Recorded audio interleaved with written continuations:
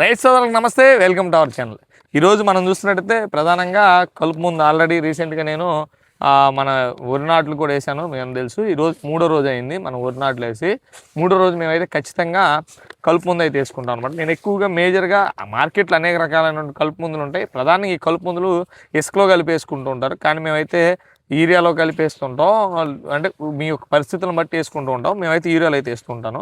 మనం చూడొచ్చు, ఇదైతే యూపీఎల్ కంపెనీకి సంబంధించినటువంటి సాతి అని చెప్పొచ్చు. ఇదైతే 80 గ్రాములు ఉంటుంది. అలాగే దీంతోపాటు నేను ఆల్ మిక్స్ అనేది ఉంటుంది. ఇది కూడా మీకు టెక్నికల్ నేమ్స్ కూడా దగ్గరగా అయితే చూపిస్తాను.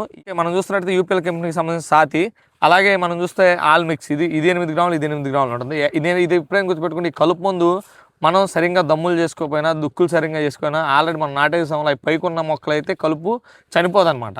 ఇదేంటంటే కేవలం రాకోకుండా, అంటే భూమిలో నుంచి కొత్తగా రాకుండా ఉండాలి. ముందుగా మనం అయితే ప్రధాన పొలంలో నీరు అనేది నిండుగా అయితే ఉంచుకోవాలి. నిండుగా ఉంచుకుని మీరు ఇసుకలో అయినా లేకపోతే యూరియాలైనా ఏదో దాంట్లో అయితే మాత్రం ఇది కలుపుకుని మొత్తం స్ప్రెడ్ అయ్యే విధంగా ఎకరం మొత్తం అయితే వేసుకోవాలి. ఇప్పుడు మనం చూస్తున్నట్టయితే మనం సాతీని అయితే వేసుకునే ప్రయత్నం చేద్దాం. ఇదైతే యూరియాకి శుభ్రంగా అయితే పట్టించుకోవాలన్నమాట. చూడొచ్చు, ఇది పొడి రూపంలో ఉంటుంది.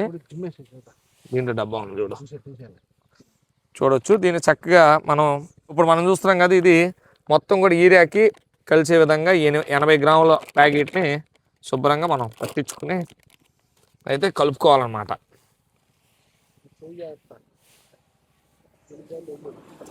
ఓకేనా. మనం ఇప్పుడు ఈ 80 గ్రాములు అయిపోయిన తర్వాత మనం చూడొచ్చు ఆల్ మిక్స్ని మేమైతే నీటిలో, ఈ పొడిని నీటిలో కలుపుకుని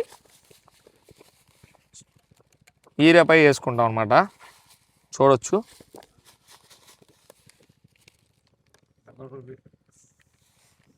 దీన్ని చూడొచ్చు మీరు నీళ్ళ పైన ఇలా పోసుకుంటా. అంటే నీళ్ళు ఎక్కువైనాయి, కొంచెం తక్కువ పోసుకుంటే బెటర్. చూసాం కదా, దీన్ని శుభ్రంగా ఈ రెండు మిశ్రమాన్ని మనం సాతీని ప్లస్ ఆల్ మిక్స్ని మొత్తం కూడా నీట్గా కలుపుకోవాలన్నమాట. కలుపుకొని మనం ప్రధాన పొలంలో జిమ్ముకోవాలి.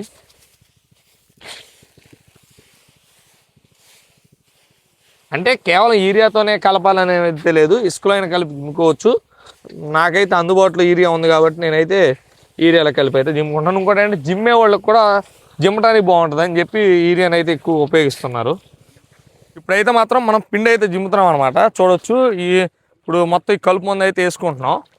ఏంటంటే ప్రధానంగా ఈ కలుపు మందు ఎందుకు వేయాలంటే, ఇప్పుడు ఆల్రెడీ మనం సరిగ్గా దమ్ము చేసుకున్నాం, నీట్గా ఉన్నాయి చేలు, కలుపు అనేది రాదు కొత్తది.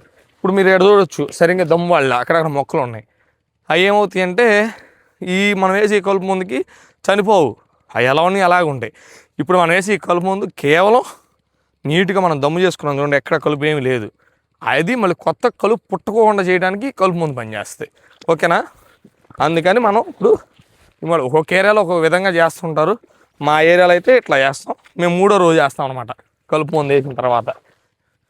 ఇప్పుడు మనం చూసాం కదా, ఆల్రెడీ మనమైతే యూరియాలో తీసేసుకున్నాం ఈ సాతీని, అలాగే ఆల్ మిక్స్ని మనమైతే మన వరిచేలో జిమ్ వేసుకున్నాం అని చెప్పొచ్చు.